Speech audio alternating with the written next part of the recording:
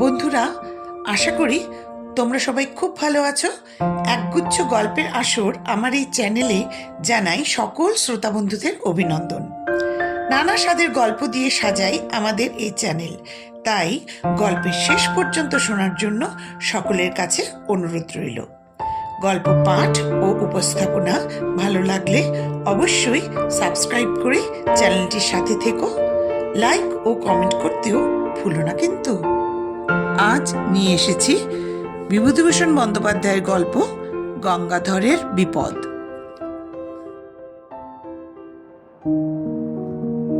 অনেক দিন আগেকার কথা। কলকাতায় তখন ঘোড়ার ট্রাম চলে। সে সময় মশলা পোস্তায় গঙ্গাধর কুণ্ডুর ছোটখাটো একখানা মশলার দোকান। গঙ্গাধরের দেশ হুগলি জেলা চাপাডাঙ্গার কাছে। অনেক দিনের দোকান। যে সময়ের কথা বলছি গঙ্গাধরের বয়স তখন 50-এর উপর, কিন্তু শরীরটা তার ভালো যাচ্ছিল না। নানা রকম অসুখে ভুগত প্রায়। তার উপর ব্যবসায় কিছু লোকসান দিয়ে লোকটা একেবারে মুচড়ে পড়েছিল। দোকান ঘরের ভাড়া 2 মাসের বাকি, মহাজনদের দেনা ঘাড়ে।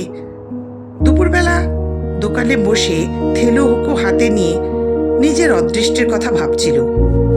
আজ আবার সন্ধ্যের সময় গোমস্তা ভাড়া নিতে আসবে বলে শাসিয়ে গিয়েছে। কি বলা যায় তাকে? এক পুরনো পরিচিত মহাজনের কথা মনে পড়ে গেল। তার নাম খোদাদাদ খাঁ, পেশোয়ারি মুসলমান, মেটে বুরুজে থাকে। আগে গঙ্গাধরের লেনদেন ছিল তার সঙ্গে। কয়েকবার টাকা নিয়েছে, শোধও করেছে, কিন্তু সুদের হার বড় বেশি বলে ইদানিং বছর কয়েক গঙ্গাধর সেদিকে যায়নি। ভেবেচিন্তে সে মেটে বুরুজে রওনা হলো। সুদ বেশি বলে আর উপায় কি? টাকা না আনলেই নয় আজ সন্ধ্যের মধ্যে। মেটে বুরুজে গিয়ে খোদাদাদ খাঁয়ে নতুন বাসা খুঁজে বার করতে, টাকা নিতে দেরি হয়ে গেল। খিদিরপুরের কাটিগঙ্গা পার হয়ে এসে ট্রাম ধরবে, হনহন করে হেঁটে আসছে। এমন সময় একজন লোক তাকে বললে, এ সাহেব, ইধার শুনিয়ে তো যারা। সন্ধে হয়ে গিয়েছে।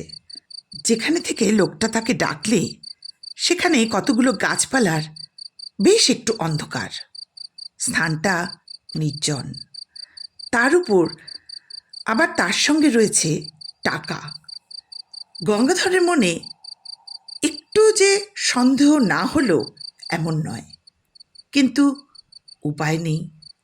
লোকটা এগিয়ে এলো। ওই গাছগুলোর তলায় সে যেন তারই প্রতীক্ষায় দাঁড়িয়েছিল। লোকটা খুব লম্বা, মাথায় ঝাঁকড়া ঝাঁকড়া চুল ঘাড়ের উপর পড়েছে, মুখটা ভালো দেখা যাচ্ছে না, পরনে ঢিলে ইজের ও আলখাল্লা। সে কাছে এসে সুর নিচু করে হিন্দিতে ও ভাঙা বাংলায় মিলিয়ে বললে, বাবু, সস্তায় মাল কিনবেন? গঙ্গাধর আশ্চর্য হয়ে বললে, কি মাল? লোকটা চারিদিকে চেয়ে বললে, এখানে কথা হবে না বাবু, পুলিশ ঘুরছে, আমার সঙ্গে আসুন। গঙ্গাধর আশ্চর্য হয়ে বললে, কি মাল? ঝুপসি গাছের তলায় এক জায়গা অন্ধকার, খুব ঘন। সেখানে গিয়ে লোকটা বললে, জিনিসটা কোকেন, খুব সস্তায় পাবেন, ডিউটি ছুট মাল, লুকিয়ে দেব।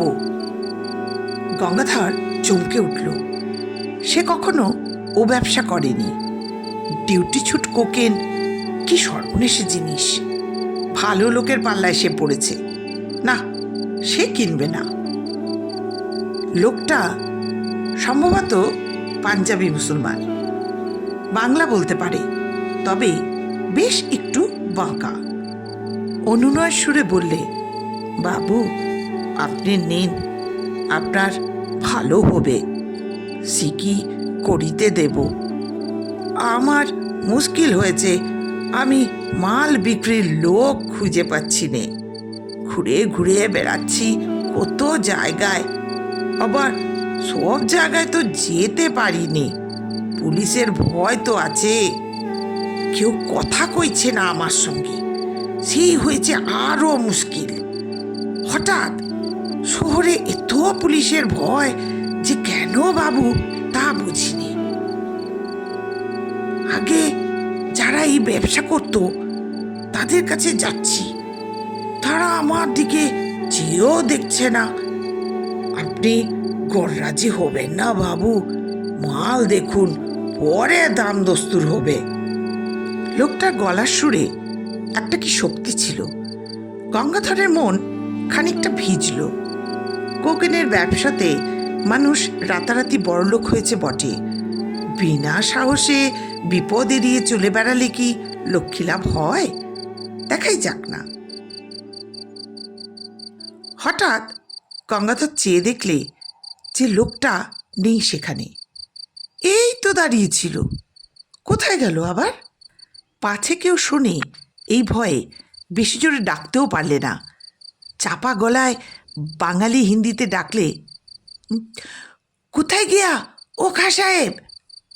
এদিকে ওদিকে চাওয়ার পর সামনে চাইতেই দীর্ঘাকৃতি আলখাল্লাধারী খাঁ সাহেবকে দাঁড়িয়ে থাকতে দেখা গেল। গঙ্গাধর বললে, জলদি চলো, অনেক দূর জানে হোগা। কি একটা যেন ঢাকবার জন্য লোকটি প্রাণপণ চেষ্টা করছে। আমার সঙ্গে এসো, মাল দেখাবো। দুজনে কাটিগঙ্গার ধারে ধারে অনেক দূর গেল। যে সময়ের কথা বলছি তখন ওদিকে অত লোকজন ছিল না। মাঝে মাঝে জোয়ার নেমে যাওয়াতে বড় বড় ভর ও নৌকো কাদার উপর পড়ে আছে। দু একটা করাতের কারখানা, তাও দূরে দূরে। জলের ধারে নোনা চাঁদা কাটার বন। পেছনে অনেক দূরে খিদিরপুর বাজারের আলো দেখা যাচ্ছে। পথে যেতে যেতে খাঁ সাহেব একটা বড় অদ্ভুত প্রশ্ন করলে। গঙ্গাধরের দিকে চেয়ে বললে, আমায় দেখতে পাচ্ছ তো? কেন পাবো না? এমন বয়স এখনো হয়নি যেই সন্ধেবেলাতেই চোখে ঠাউর হবে না। একবার গঙ্গাধর জিজ্ঞেস করলে, তোমার ডেরা কোথায় খাঁ সাহেব? লোকটা চকিতে পিছনে ফিরে সন্দিগ্ধ দৃষ্টিতে চেয়ে বললে, কেন, সে তোমার কি দরকার? পুলিশে ধরিয়ে দেবে ভেবে থাকো যদি, তবে ভালো হবে না যেন। মাল দেব, তুমি টাকা দিবে, মাল নিয়ে চলে যাবে। আমার বসার খোঁজে তোমার কি কাজ? লোকটার চোখের চাউনি অদ্ভুত। গঙ্গাধর অস্বস্তি বোধ করল। খুব ভালো দেখা যায় না, কিন্তু ওর দুই চোখে যেন ইস্পাতের ছুরি ঝলসে উঠল। না, তার সঙ্গে টাকা রয়েছে। এই অবস্থায় একজন সম্পূর্ণ অপরিচিত অজ্ঞাত কুলসীর লোকের সঙ্গে একা এই সন্ধ্যাবেলাতে সে এত দূর এসে পড়েছে। লোভে মানুষের জ্ঞান থাকে না, তার ভেবে দেখা উচিত ছিল। কিন্তু যখন এসেইছে তখন আর ছাড়া নেই। বাড়বে বই কমবে না। ছুরি বার করে বসলে তখন আর উপায় থাকবে না। অনেক দূর গিয়ে মাঠের মধ্যে একটা গুদাম ঘর। একটা গাছের গুঁড়ি পড়ে আছে গুদাম ঘরের দরজা থেকে একটু দূরে। তার উপর গঙ্গাধরকে বসতে বলে লোকটা কোথায় চলে গেল। গঙ্গাধর বসে চারিধারে চেয়ে দেখলে গুদাম ঘরের আশেপাশে সর্বত্র আগাছার অনুচ্চ জঙ্গল। নিকটে কোথাও লোকজনের সাড়া শব্দ নেই। অন্ধকার হলেও মাঠের মধ্যে বলে অন্ধকার তত ঘন নয়। সে পাতলা অন্ধকারে চেয়ে দেখে গঙ্গাধরের মনে হলো গুদামঘরটা পুরনো এবং যেন অনেক কাল অব্যবহার্য হয়ে পড়ে আছে। বাঁশের বেড়া খসে পড়েছে জায়গায় জায়গায়। চালের খোলা উড়ে গিয়েছে মাঝে মাঝে। সামনের দোরটা উই ধরা, ভেঙে পড়তে চাইছে যেন। গঙ্গাধরের কেমন একটা ভয় হলো। কেন সেখানে এলো এই সন্ধ্যায়? এরকম জায়গায় একা মানুষে আসে, বিশেষ করে এতগুলো টাকা সঙ্গে করে? সে আসতো না কখনোই। সে কলকাতায় আজ নতুন নয়, তার উপরে ঝুনো ব্যবসাদার, বাংলাদেশ থেকে নতুন আসেনি। ওই লোকটির কথার সুরে কি জাদু আছে, গঙ্গাধরকে যেন টেনে এনেছে। সাধ্য ছিল না যে সে ছাড়ায়, একথা এখন তার মনে হলো। হঠাৎ অন্ধকারের মধ্যে খাঁ সাহেবের মূর্তি দেখা গেল। লোকটার যাওয়া আসা এমন নিঃশব্দ ও এমন অদ্ভুত ধরনের, যেন মনে হয় অন্ধকারে ওর চেহারা মিলিয়ে গিয়েছিল, আবার ফুটে বেরুলো। কোথাও যে চলে গিয়েছিল এমন মনে হয় না, পাকা আর ঝুনুক খেলোয়াড় আর কি। খাঁ সাহেব দোর খুলে গুদাম ঘরে ঢুকল। গঙ্গাধরকেও যখন পেছনে আসতে বললে, তখন ভয়ে গঙ্গাধরের হাত পা ঝিমঝিম করছে, বুক ঠিপ ঠিপ করছে। এই অন্ধকার গুদাম ঘরের মধ্যে নিয়ে গিয়ে ঠিক ওই লোকটা ওর ওই লম্বা হাতে গলা টিপে ধরবে কিংবা ছুরি বুকে বসাবে, সেই ফন্দিতে এত দূর ভুলিয়ে এনেছে। লোকটা নিশ্চয়ই জানতো যে তার কাছে টাকা আছে, অনুসন্ধান রেখেছিল। কে জানে খোদাদাত খাঁয়ের লোক কিনা। গঙ্গাধরের কপালে বিন্দু বিন্দু ঘাম দেখা দিলে একবার সে ভাবলে দৌড়ে পালাবে, কিন্তু সে বুড়ো মানুষ, এই জোয়ান পাঞ্জাবি মুসলমানের সঙ্গে দৌড়ের পাল্লায় তার পক্ষে পেরে ওঠা অসম্ভব। কলের পুতুলের মতো গঙ্গাধর গুদাম ঘরের মধ্যে ঢুকল। আশ্চর্য, গুদামের ওদিকে দেয়ালটা যে একেবারে ভাঙা, গুদামের সর্বত্র দেখা যাচ্ছে সেই অস্পষ্ট অন্ধকারে। এক জায়গায় দুটো খালি পিপে ছাড়া কোথাও কিচ্ছু নেই। মাকড়সার জাল সর্বত্র। অন্ধকারে দেখা যায় না বটে, কিন্তু নাকে মুখে লাগে। একটা কিরকম ভ্যাপসা গন্ধ গুদামের মধ্যে। মেঝেটা স্যাঁতসেঁতে, কতকাল এর মধ্যে যেন মানুষ ঢোকেনি। এদিকে আবার খাঁ সাহেব কোথায় গেল? লোকটা থাকে থাকে যায় কোথায়? অল্পক্ষণ, মিনিট দুই হবে, কেউ কোথাও নেই, শুধু গঙ্গাধর একলা। আবার সেই ভয়টা হলো, কেমন এক ধরনের ভয়, যেন বুকের রক্ত হিম হয়ে যাচ্ছে। এই বা কীরকম ভয়? আর গুদাম ঘরটার মধ্যে কনকনে ঠান্ডা হাওয়ার যেন একটা স্রোত বইছে মাঝে মাঝে। মিনিট দুই পরেই খাঁ সাহেব এই তো আধ অন্ধকারের মধ্যে সামনেই দাঁড়িয়ে। হঠাৎ একটা অদ্ভুত কথা বললে খাঁ সাহেব। তুমি কালা নাকি? এতক্ষণ কথা বলছি, শুনতে পাচ্ছ না? কথার উত্তর দিচ্ছ না কেন? কোকেন যে জায়গায় আছে বললাম, তা দেখতে পেয়েছ? শাবলের চার দিয়ে তুলতে বললাম, পিপে দুটো হাঁ করে সঙ্গের মতো দাঁড়িয়ে কেন? বারে, এত কথা কখন বলেছে লোকটা? পাগল নাকি? গঙ্গাধর কেমন ভ্যাবাচাকা হয়ে গিয়েছে। মৃুরের মতো দৃষ্টিতে চেয়ে বললে, কখন তুমি দেখালে কোকেনের জায়গা? কই, কোথায় শাবল?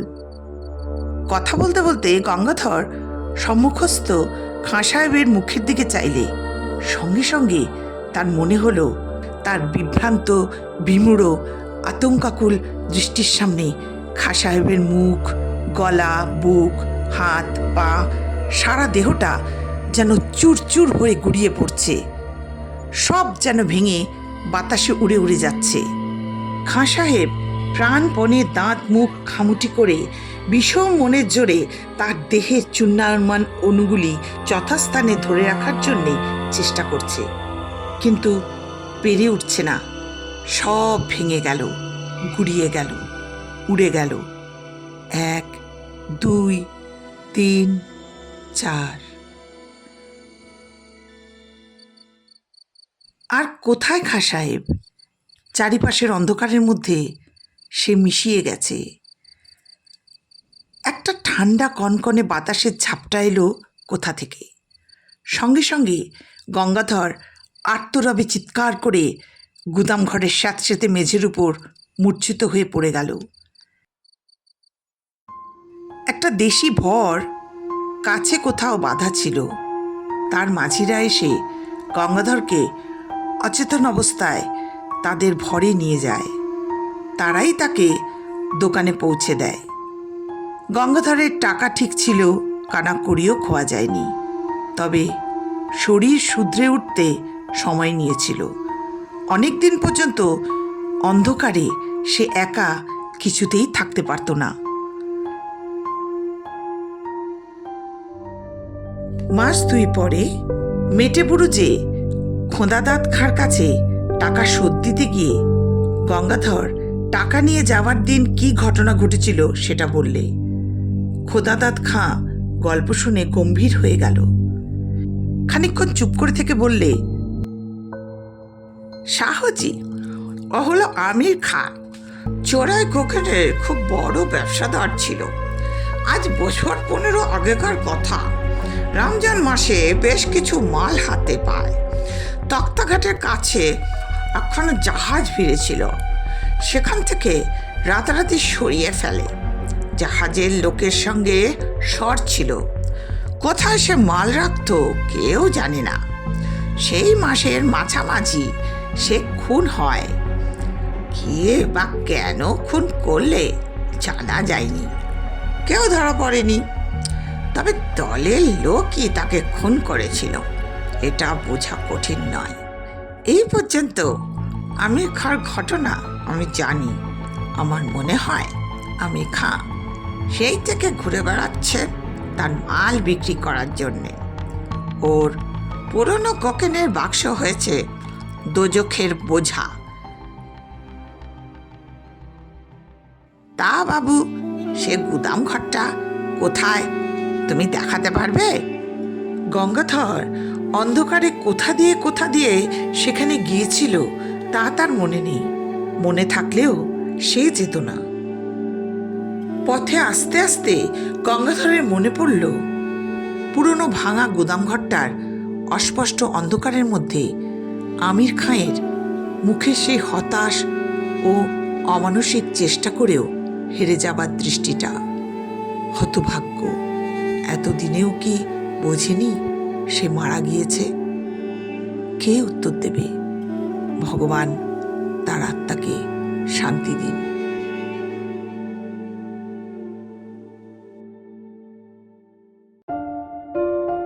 আজকের গল্প এখানেই শেষ হলো। গল্প পাঠ যদি ভালো লাগে অবশ্যই লাইক করে দিও। গল্পটি ভালো লাগলে চ্যানেলটি সাবস্ক্রাইব করে বেল আইকনটি প্রেস করে দিতে ভুলো না। তাহলে আমার পরবর্তী গল্পের নোটিফিকেশন তোমাদের কাছে পৌঁছে যাবে সবার আগে। ঈশ্বরের কাছে সকলের সুস্থতা কামনা করে আজকের মতো বিদায় নিচ্ছি। সেই সঙ্গে খুব তাড়াতাড়ি ফিরে আসছি নতুন গল্প নিয়ে।